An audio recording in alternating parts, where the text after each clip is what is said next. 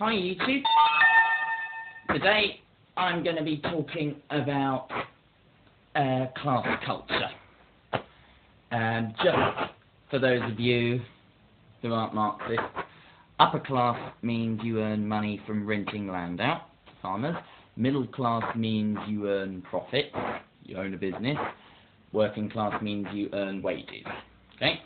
Now, I'm going to postulate that the upper and working classes have more in common with each other than the middle classes.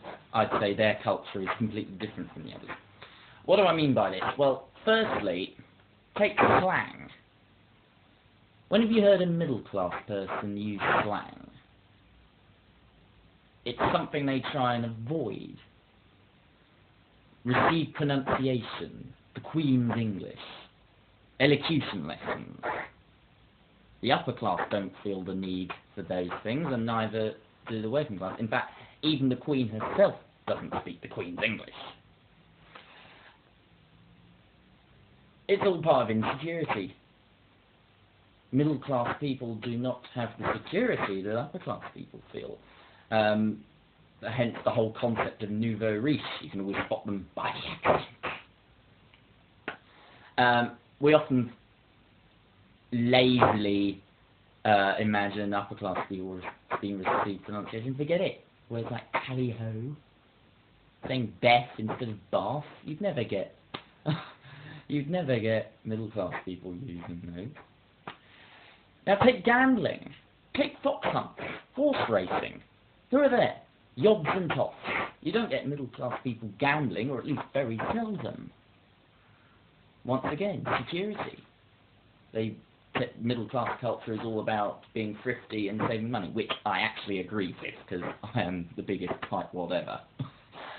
But there's a strong Puritan streak to middle class culture. Puritanism has always been associated with bourgeoisie. All these anti-gambling, anti-alcohol, anti-drugs, anti-pornography movements, they're always middle class. You don't get these killjoys in the other two classes.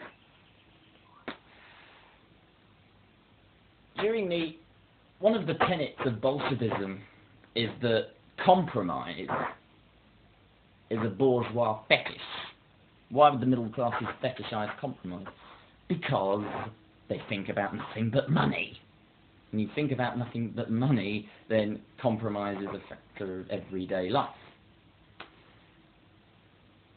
If you have so much money you don't know what to do with it, as the upper class do, then what restrains you? Very little. And the opposite. What if you have nothing, or practically nothing? Then you have nothing to lose. This is why single people are more radical than people with families. This is why people who rent are more radical than people who own property. It's why people who sell their labour are more radical than people who own businesses. It's all about how much they have to lose. And personally, I'd love to see middle class ideology vanish, because I believe it's the cause of the explosion in depression which has happened since the 16th century. In the Middle Ages, practically no middle class. The upper classes felt free to mix with the peasantry. Once again, they felt secure. It didn't embarrass them at all. But after the Renaissance, they start trying to separate themselves. They start trying to pretend to be other people. Oh, these aren't my ideas, by the way. This is from a wonderful author. Let me just show you. Where is it? Here somewhere. Ah, here it is. Oh, silly old fell over. Yes. Now, it's reversed, but it says Dancing in the Streets, A History of Collective Joy by Barbara Ehrenreich. E-H-R-E-N-R-E-I-C-H.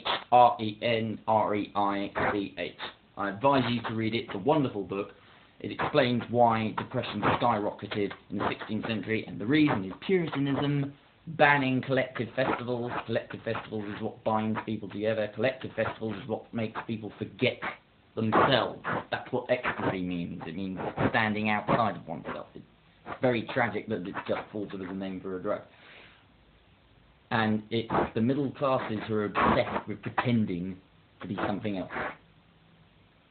And that is an ideology that brings pain. It brings isolation. And I have autism. I know what isolation is like. Which is why, even though I find collective festivals exhausting, I can see the merits of it. Especially when you live in a huge city like London. You can actually feel more isolated in a giant city than you can in a small hamlet.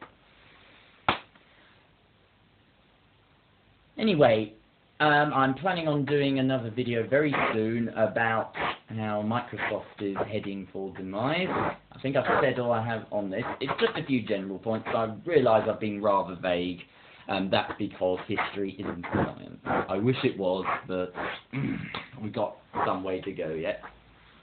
Bye bye, YouTube.